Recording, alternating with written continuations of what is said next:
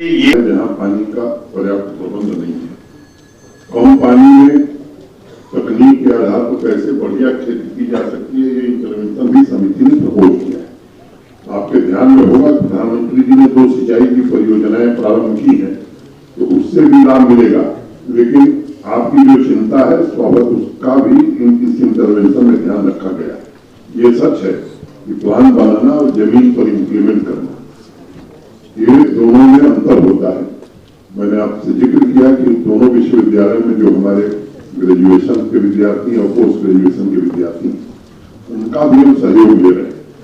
और मुझे बहुत खुशी है कि एग्रीकल्चर और राइस सेक्टर के जो भी हमारे जिला स्तर के या डिविजनल स्तर के प्रदेश स्तर के अधिकारी और दोनों यूनिवर्सिटीज के जो हमारे टीचर्स, उनमें भी बड़ा जबरदस्त उत्साह है। बाकी हम ये कोशिश करेंगे अधिक से अधिक जन भागीदारी हो, इन योजनाओं को निश्चित रूप से हम पहुंचा सकें। इसमें आपका भी सुझाव और सहयोग लिया जाए। सर इस पे एक चीज और ऐड करूंगा। अभी जो भी गेहूं की जब बुआई हो रही थी उसमें जो लोगों को सबसे ज्यादा परेशानी ये हुई, कई इलाकों में लोगों को बीज उपलब्ध नहीं हो पाया। जो बीज मिल पा रहा था वो सरकारी बीज में, क्योंकि लोग ट्रस्ट करते हैं कि शायद वो एक अच्छा बीज है, और प्राइवेट सेक्टर के जो सेल्समैन हैं या बाकी लोग हैं वो उनको प्रोजेक्ट करते थे जिसमें कई बार फसल खराब हो जाती है। तो ये एक बड़ा कंसर्न है लोगों का, उसके लिए कुछ किया जाए। मैंने इसको विस्तार से बताया कि सीड रिप्लेसमेंट सबसे महत्वपूर्ण इंटरवेंशन, अच्छी क्वालिटी का सीड, और उसके लिए हम किसान खिदमत सेंटर भी बना रहे हैं, सीड प्रोसेसिंग यूनिट भी बना रहे हैं, सीड विलेज भी बना रहे हैं। तो मैं आपको आश्वस्त करना चाहता हूं कि इस इंटरवेंशन के बाद ये दिक्कत पूरी तरह से खत्म हो जाएगी। तो अब ये मैं मान लूं कि जिन विषयों में मैंने चर्चा की उस पर कोई सवाल नहीं आएगा। ठीक है सर, ओके, G20 से शुरू करता हूँ। कल हम लोगों ने बैठक करी थी, अभी तक एक बैठक श्रीनगर में प्रस्तावित है।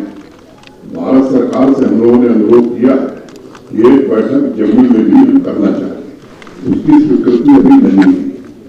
हमारे सारे सीनियर ऑफिसर्स कल थे, उन्होंने एक व्यापक योजना बनाई, और मैं उम्मीद करता हूं कि देश के दूसरे राज्यों में जिस तरह की तैयारी है उससे कहीं पीछे हम नहीं रहेंगे, और हम सब मिलकर के कोशिश करेंगे कि सर्वश्रेष्ठ प्रदर्शन जम्मू कश्मीर का सम्मान मैं भी करूंगा, पूरे देश को करना चाहिए और सबको करना चाहिए।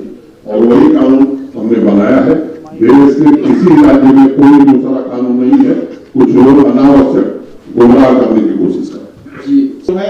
यहाँ पर मुद्दे हैं। प्रश्न नंबर 2, प्रश्न नंबर 3, हम कई महीनों से देख रहे हैं कि यहाँ जम्मू में कश्मीरी पंडित समुदाय के जो सरकारी कर्मचारी हैं, डोगरा हिंदू समुदाय के जो रिजर्व कैटेगरीज के जो सरकारी कर्मचारी हैं, वो यहाँ पर प्रदर्शन कर रहे हैं। टारगेटेड किलिंग्स हुई है कश्मीर घाटी में। उनकी मांग है कि उनका स्थानांतरण यहाँ जम्मू में होना चाहिए। कई कर्मचारियों का ये भी आरोप है कि उनको वेतन भी नहीं मिल रहा है। इस पर प्रशासन क्या कर रहा है? धन्यवाद। एक और है तो जोड़ लीजिए, फिर बहुत ही बात मौका मिलेगा। शुरू करें। एक तो जम्मू कश्मीर में कौन रहेगा कौन नहीं रहेगा, कौन ऑफिस खुलेगा कौन ऑफिस नहीं खुलेगा, इसका फैसला जम्मू कश्मीर प्रशासन और भारत सरकार करेगा। किसी दूसरे के इशारे पर ये काम नहीं होने वाला। वो दिन लग गए, ये आपको ध्यान में रखने की जरूरत है। दूसरी बात, देखिए आज स्वास्थ्य मंत्री जी का बयान मैंने पढ़ा है, जीनोम सीक्वेंसिंग के लिए उन्होंने बात कही है, और किसी की यात्रा रोकने का हमारा कोई उद्देश्य नहीं है। लेकिन जब कोविड था तो उसमें बहुत सारी चीजें बंद हो गई। क्या स्थिति रहेगी इस पर निर्णय किया जाएगा, और यहाँ पूरी तरह से राजनीतिक गतिविधियों के लिए, लोकतांत्रिक गतिविधियों के लिए सबको आजादी। बस एक ही बात पर पाबंदी है कि भारत के विरोध में कोई काम होगा तो उसे जरूर रोका जाएगा। तीसरी बात, आपने कश्मीरी पंडित और जम्मू बेस्ड एम्प्लॉइज की बात उठाई है। हाँ ये सच है, दुखद घटना वही हुई, और उस समय से ये भाई हमारे हड़ताल पर थे, निरंतर मैं उनके संपर्क में था, और उनकी जो लंबे समय से चली आ रही समस्याएं थी, मैंने ईमानदारी से कोशिश की कि उनका समाधान कर दिया। मैं आपको अपील करके बताता हूँ एक वो चाहते थे कि सुरक्षित स्थानों पर तैनाती हो जाए। डीसी, एसपी और प्रशासन के वरिष्ठ अधिकारियों के साथ बैठ करके लगभग सारे लोगों को डिस्ट्रिक्ट हेडक्वार्टर पर कर दिया गया। कुछ लोग तहसील हेडक्वार्टर पर हैं या रूरल डेवलपमेंट के कुछ हैं जो शहर में नहीं तैनात हो सकते हैं, तो शहर के नजदीक वाले गांव में किया। दूसरी व्यवस्था ये की गई थी कि कहीं भी एक कोई कश्मीरी माइग्रेंट या माइनॉरिटी का एम्प्लॉय किसी स्कूल में, किसी ऑफिस में अकेले नहीं होगा। हर जगह 2-3 मिनिमम लोग तैनात कर दिए गए। तीसरी बात, उनकी सुरक्षा की दृष्टि से भी हर जिले में हमने ऑफिसर अपॉइंट किया। हमारे कार्यालय में भी एक ऑफिसर है जो उनकी ग्रीवांस को सुनता है, उसका कैसे समाधान किया जा सकता है इसकी कोशिश करता है। लंबे समय से उनका प्रमोशन नहीं हुआ, वो हमने सारे लोगों के प्रमोशन कर दिए। जो नॉन गजेटेड से गजेटेड में जाने वाले लोग थे वो भी लिस्ट पब्लिक सर्विस कमीशन को भेज दी गई। 2015 में लोग अपॉइंट हुए थे। पब्लिक सर्विस कमीशन के चेयरमैन साहब से मैंने निजी तौर पर बातचीत की थी।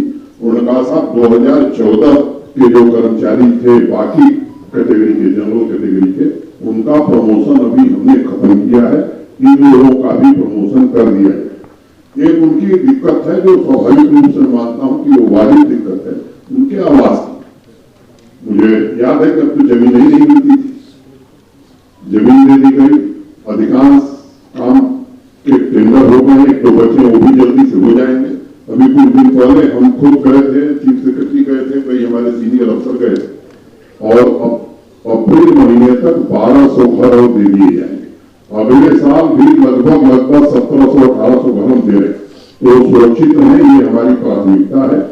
और तनख्वाह उनकी, उन लोगों ने मुझसे, मैं सार्वजनिक रूप से आज कहना चाहता हूँ ताकि उनको भी मालूम हो, उन्होंने मिल करके व्यक्तिगत रूप से मुझसे इन लोगों ने कहा था कि हमें थोड़ा ब्रीदिंग पीरियड दे दीजिए। 31 अगस्त तक की तनख्वाह सबको दे दी गई, लेकिन अब ये नहीं हो सकता है कि घर बैठ करके तनख्वाह दी जाए। ये बात एक क्लियर एंड लाउड मैसेज है, ये सबको सुनना चाहिए, समझना चाहिए। मेरी पूरी सहानुभूति है। जम्मू कश्मीर प्रशासन हर प्रकार से उनकी सुरक्षा, उनकी मदद के लिए पूरी तरह से तैयार है। और जो दूसरे माइनॉरिटी एम्प्लॉइज हैं जो जम्मू से वहां जाकर के बैठे हैं, वो एक बात उनको भी ध्यान रखनी चाहिए कि वो कश्मीर डिवीजन के कर्मचारी, इसलिए कश्मीर डिवीजन के डिस्ट्रिक्ट कलेक्टर का ऑफिसर अगर पूछ में है तो वो जम्मू नहीं आ सकता। अगर कश्मीर डिवीजन का एम्प्लॉय है तो वो जम्मू नहीं आ सकता। इस बात को सबको समझना चाहिए। फिर भी मैंने ये कहा कि हमारे पास कोई ऐसी पॉलिसी नहीं है। एक कमेटी चीफ सेक्रेटरी साहब ने बनाई है।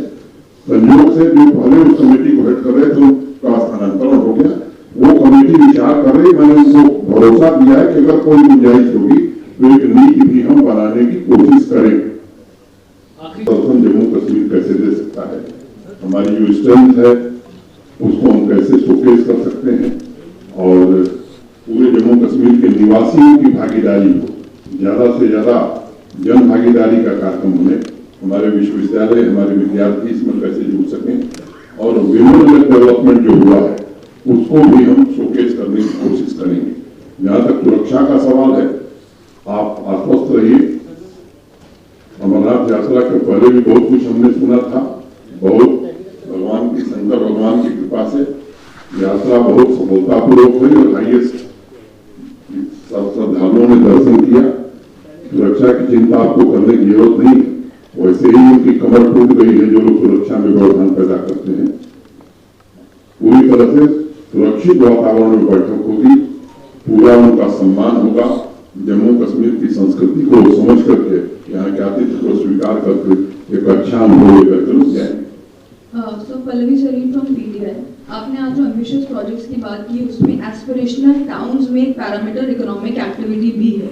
तो उस इकोनॉमिक एक्टिविटी की अगर बात की जाए तो जो रिसेंटली लैंड रूल्स मॉडिफाई किए गए हैं उसको लेकर कश्मीर में काफी आउटरीच है होटलियर्स के द्वारा, जिनका कहना है कि इन लैंड रूल्स के वजह से जो इकोनॉमिक एक्टिविटी गुलमर्ग की एंड एरियाज की है वो डाउन हो जाएगी। तो क्या किसी स्टेक होल्डर को कंसल्ट किया गया था बिफोर फ्रेमिंग दिस रूल्स और इसका क्या इकोनॉमिक इम्पैक्ट होगा जो आपको लगता है? ठीक। एक तो एक बात समझनी चाहिए कि रूल ऑफ लॉ देश में चलता है और जम्मू कश्मीर में भी रूल ऑफ लॉ ही चलेगा। दूसरा दूसरी बात ये समझिए कि ये जो नए कानून बनाए गए, यहाँ के लैंड लॉज बड़े रिग्रेसिव थे, प्रतिगामी थे और अनेक परिवर्तन हम लोगों ने किए। यहाँ कानून में ये था कि अगर आर्चर्ड लगाना है किसान को तो भी रेवेन्यू मिनिस्टर से परमिशन चाहिए और काटना है तो भी परमिशन चाहिए। वो कानून हमने बताने की इस तरह के बदलाव हमने किए। लैंड पासबुक तीनों भाषाओं में लोगों को उपलब्ध कराई जा रही है। अधिक से अधिक टेक्नोलॉजी का उपयोग करके मैं एक बात बार बार कहता हूँ कि अगर महाभारत के समय लैंड रिकॉर्ड दुरुस्त रहे होते तो भगवान कृष्ण को 5 गांवों का मसला सुलझा दिया होता। तो वो काम हम करने जा रहे हैं।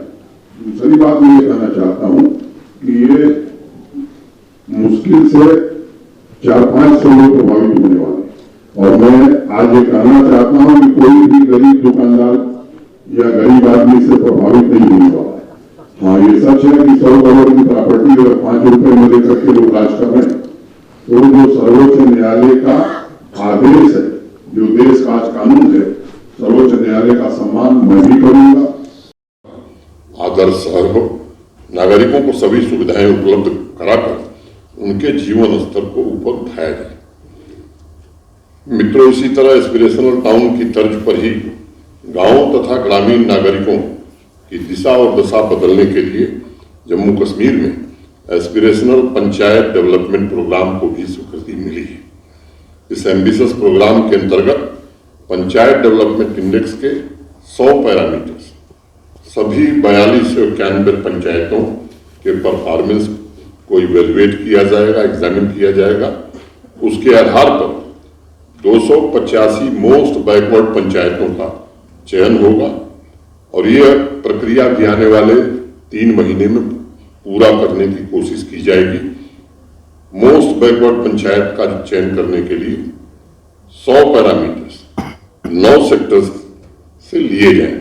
Agriculture and allied activities, health and nutrition, education, rural development, sanitation, individual beneficiary oriented schemes, skill development, basic infrastructure, environment and good governance. इन सभी 285 एस्पिरेशनल पंचायतों का विकास डिस्ट्रिक्ट, यूटी तथा सेंट्रली स्पॉन्सर्ड स्कीम के कन्वर्जन से किया जाएगा। इसके अलावा इन सभी पंचायतों की इंडिकेटर्स के परफॉर्मेंस को इंप्रूव करने के लिए 10 लाख रुपए भी दिए जाएंगे, बशर्ते उन्होंने 10 पैरामीटर्स को पूरी तरह से सैचुरेट कर दिया है। ये 10 पैरामीटर्स होंगे: soil health card, land passbooks, Kisan credit card, Shram card issue to eligible labourers, 100% institutional birth, 100% vaccination of children in the age group of 9 to 11 months, 0% out of school children, 100% solid waste collection and treatment, Aadhaar seeding with Manrega cards, issuance of golden cards under PM-JAY सेहत। संबंधित DC तथा सभी aspirational पंचायतों के लिए इस back to village में हमने नोडल ऑफिसर अपॉइंट किया था, वो अनवरत उस काम को करेंगे। मित्रों, और चुने हुए जो प्रतिनिधि हैं, चाहे शहरी क्षेत्रों के या ग्रामीण क्षेत्र, उनकी भी सक्रिय भागीदारी इन कार्यक्रमों में हो, इसका हर प्रयास किया जाएगा। उनसे भी चर्चा की जाएगी। वह स्वावलंबी जम्मू कश्मीर के महत्वाकांक्षी संकल्प को साकार करने में हमें सफलता देगी, इसका मुझे भरोसा है। इन तीनों कार्यक्रमों को हमने मिशन रूप में लिया है। प्राथमिकता के आधार पर इनका सफल क्रियान्वयन सुनिश्चित करने की कोशिश की जाएगी। पिछले 3 वर्षों में जम्मू कश्मीर का मिजाज बदला है। तमाम ऐसे कदम उठाए गए हैं जिन्होंने सामान्य नागरिक के जीवन की आवश्यकताओं की पूर्ति करने में काफी हद तक सफलता दिलाई है।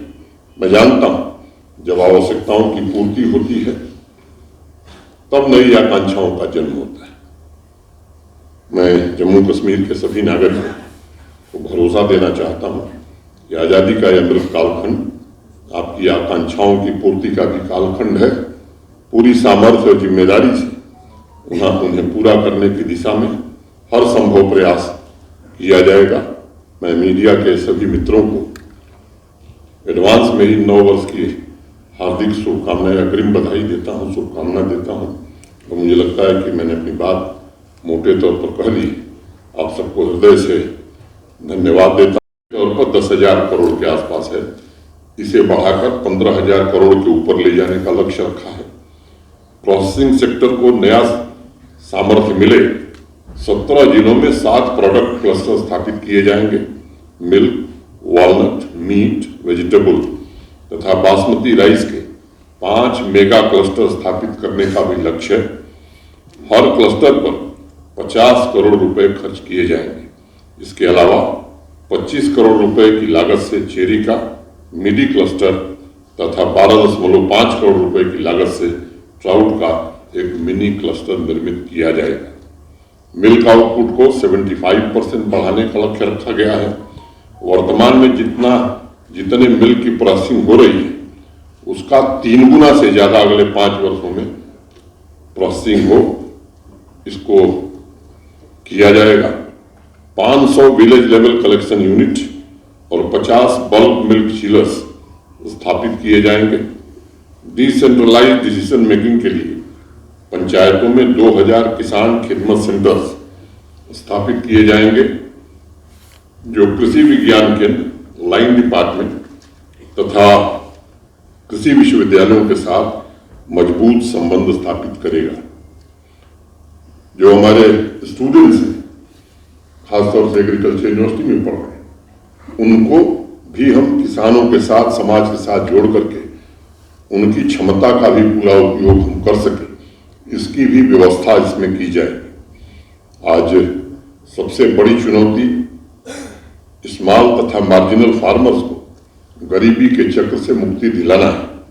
ये सभी 29 प्रोजेक्ट्स जम्मू कश्मीर के लगभग जितने भी मार्जिनल फार्मर्स हैं, एक अनुमान है कि 2.62 लाख मार्जिनल फार्मर हैं, उनके जीवन में एक बड़ा बदलाव लाएगा और 13 लाख किसान परिवारों को आर्थिक सुरक्षा भी प्रदान करेगा, उन्हें आत्मसम्मान भी देगा, उनके आत्मविश्वास एवं उनके स्वाभिमान को नई सामर्थ्य भी देगा।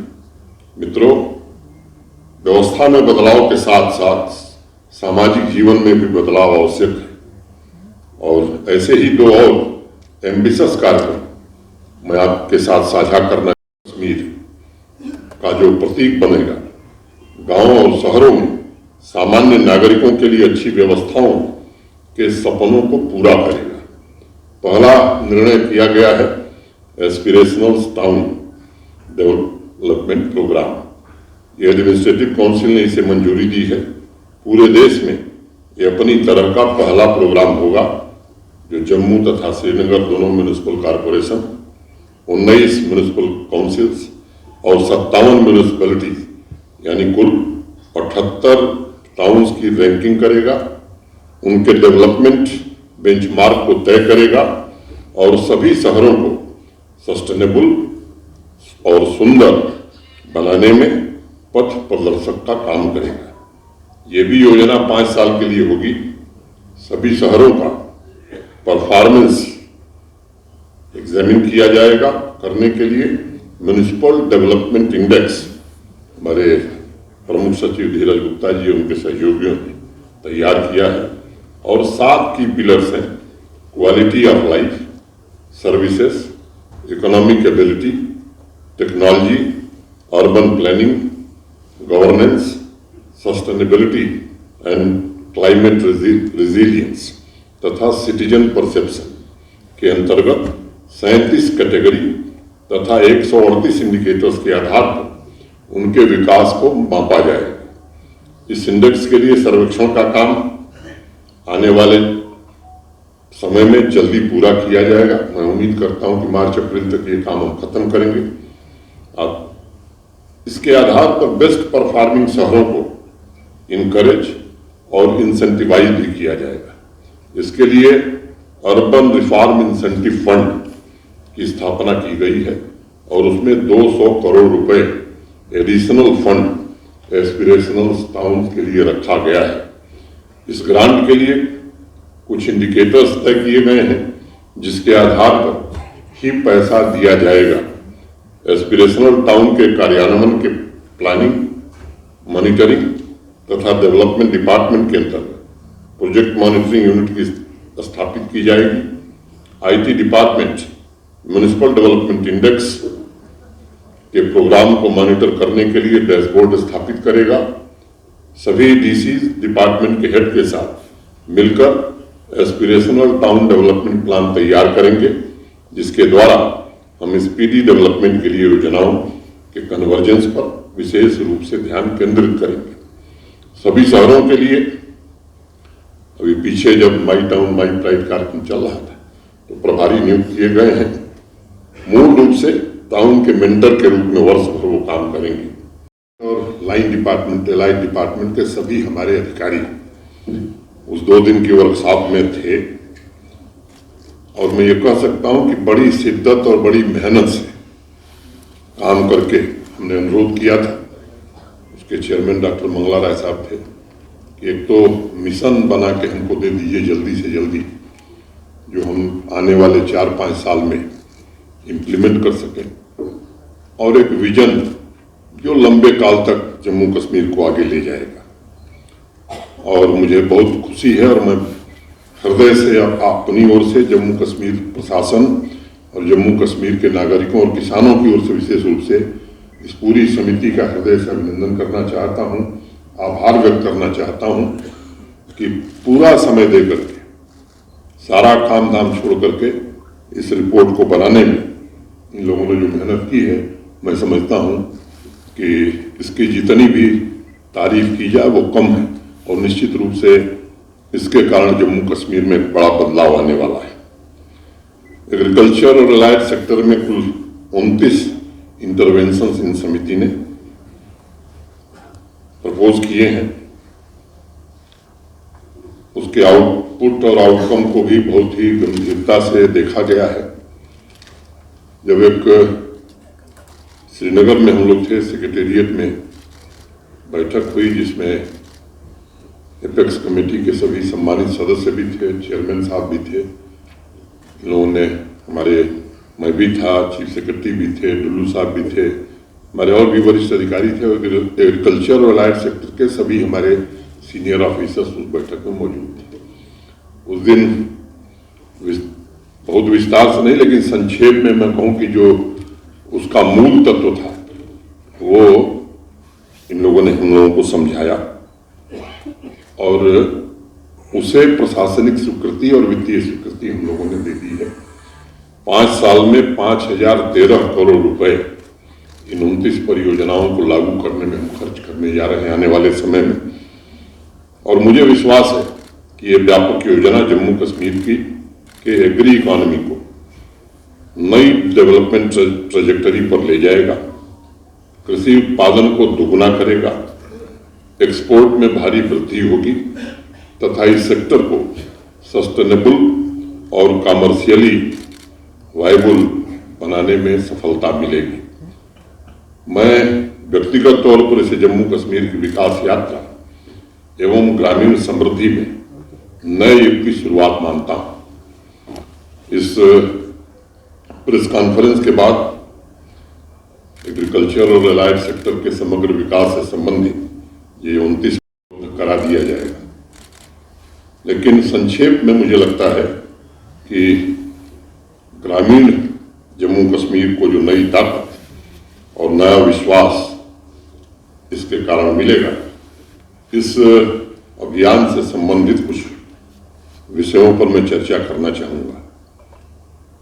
वर्तमान कृषि उत्पादन मोटे तौर पर 37,600 करोड़ रुपए का है। इन 29 प्रोजेक्ट्स के द्वारा अगले 5 साल में जो समिति ने अनुमान लगाया है, और मैं एक बात कहना चाहता हूं कि बहुत कंजर्वेटिव अप्रोच लेकर के कमेटी चली। मैं इससे सहमत नहीं, लेकिन चूंकि कमेटी ने कहा है इसलिए मैं वही बोलूंगा। कहा है कि 65,700 करोड़ रुपए पहुंचाना, बीज से लेकर बाजार तक के तंत्र को मजबूत करना इन इंटरवेंशंस का लक्ष्य है। मैं निजी तौर पर अगर मैं कहूं तो मुझे लगता है कि इससे 10-15 हजार करोड़ ज्यादा ही हमारी आमदनी बढ़ने वाली है, लेकिन चूंकि समिति ने कहा मैं इसलिए फिगर वही कोट करूंगा। 29 प्रोजेक्ट्स द्वारा अगले 5 साल में 1900 नए उद्यम स्थापित होंगे और लगभग 3 लाख के आसपास युवाओं को रोजगार भी मिलेगा। डाइवर्सिफिकेशन के द्वारा अतिरिक्त 1100 हेक्टेयर लैंड पर सैफरन, राजमा, बासमती, काला जीरा, लाल मिर्च जैसी क्रॉप की खेती की जाएगी। सीड रिप्लेसमेंट का एक बहुत ही महत्वपूर्ण इंटरवेंशन होगा। किसान भाइयों को उच्च गुणवत्ता वाले बीज उपलब्ध कराए जाएंगे। 5182 नई प्राइवेट और पब्लिक नर्सरी और 44 सीड विलेज स्थापित किए जाएंगे। इसके अलावा जीआई टैगिंग तथा कॉम्पैक्ट वैल्यू चेन की व्यवस्था भी हम सुनिश्चित करेंगे। 1100 हाईटेक ग्रीन हाउस और 3548 पॉली हाउस स्थापित किया जाएगा और लक्ष्य यह है कि वेजिटेबल प्रोडक्शन को 19.90 लाख मेट्रिक टन में लगभग 20 लाख मेट्रिक टन से बढ़ाकर 26 लाख मेट्रिक टन हम ले जाएं। मेडिसिनल तथा एरोमेटिक प्लांट कल्टीवेशन के 750 करोड़ रुपए के मार्केट पोटेंशियल को हमें प्राप्त करना है। वैल्यू चेन तथा एग्रीगेशन नेटवर्क के साथ 67,000 मेट्रिक टन सीए स्टोरेज निर्मित किया जाएगा। हनी प्रोडक्शन को 3 गुना करने का लक्ष्य रखा गया है। सिल्क वर्म, सीड तथा कपून प्रोडक्शन को 2 गुना किया जाएगा तथा हाई क्वालिटी सिल्क प्रोडक्शन में जम्मू कश्मीर नई ऊंचाई प्राप्त कर सकेगा। कंडी और रेन फेड बेल्ट के 14,000 हेक्टेयर लैंड पर मिलेट और न्यूट्री सीरियल्स के उत्पादन का लक्ष्य रखा गया है। इसके साथ ही 60 मिलेट प्रोसेसिंग यूनिट भी हम स्थापित करेंगे। एग्रीकल्चर में मैकेनाइजेशन को बढ़ावा देने के लिए 283 नए custom hiring centres, 142 artificial intelligence तथा प्रोसीजन फार्मिंग सेंटर्स स्थापित किए जाएंगे। ऑयल सीड का उत्पादन दोगुना करने का लक्ष्य रखा गया है। 100 ऑयल एक्सट्रैक्शन यूनिट स्थापित की जाएंगी। 300 एफपीओज निर्मित करेंगे जिसमें 3000 फार्मर्स इंटरेस्ट ग्रुप शामिल होंगे और प्रत्येक ब्लॉक में 60,000 किसान भाइयों को मोबिलाइज करने का भी लक्ष्य रखा गया है। 3 वर्षों में ट्रैक पर आ गई थी, लेकिन उसे अभी और रफ्तार देने का समय था और उसे इसकी जरूरत महसूस की जा रही थी। मैं उस नई योजना पर आगे भी थोड़ी देर में आपसे बात करूंगा, लेकिन उसके पहले जो एग्रीकल्चर और लैंड सेक्टर में जो कुछ महत्वपूर्ण निर्णय और कुछ उपलब्धियां हमारी हैं उनका मैं जिक्र करना आवश्यक समझता हूँ। पिछले 3 वर्षों में एग्रीकल्चर एवं अलाइड सेक्टर की ज्यादातर स्कीम में कैपिटल इन्फ्यूजन पहले की तुलना में 2 गुना से ज्यादा बढ़ाया गया है। मैंने 2019 के पहले जो कैपिटल इन्फ्यूजन था उसकी तुलना में 2 गुना से ज्यादा बढ़ाया गया है।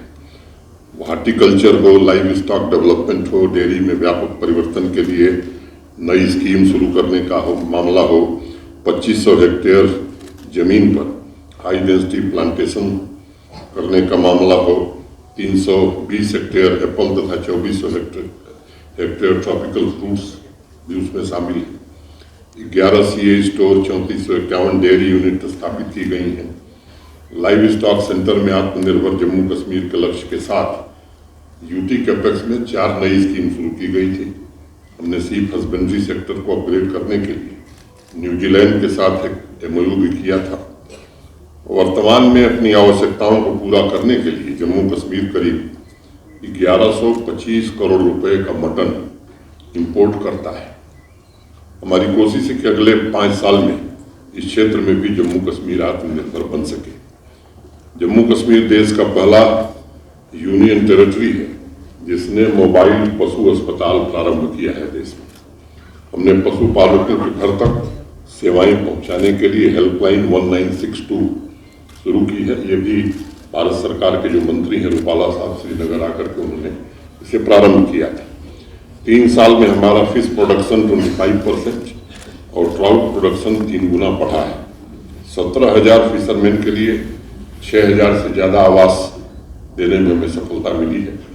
इस तरह के अनेक महत्वपूर्ण पड़ाव हमने 3 सालों में पार किया है। लेकिन सबके मन में कहीं न कहीं एक बात उठती थी कि खेती किसान की केवल जीविका का साधन नहीं होना चाहिए, बल्कि उसे कैसे किसान की समृद्धि का माध्यम बनाया जा सके। चुनौतियां चाहे वो क्लाइमेट चेंज की हो, लैंड डिग्रेडेशन की हो, मार्केट की समस्या हो, किसान भाइयों को कैसे संरक्षित किया जाए, ये विचार बराबर चर्चा में रहता था। और स्वाभिमानी किसान और समृद्ध किसान, इस बात को कैसे जमीन पर उतारा जाए। एक 2 दिन की वर्कशॉप श्रीनगर में हुई थी। देश भर के प्रसिद्ध कृषि वैज्ञानिक, हमारे दोनों विश्वविद्यालयों के सम्माननीय कुलपतिगण, हमारे एसीएस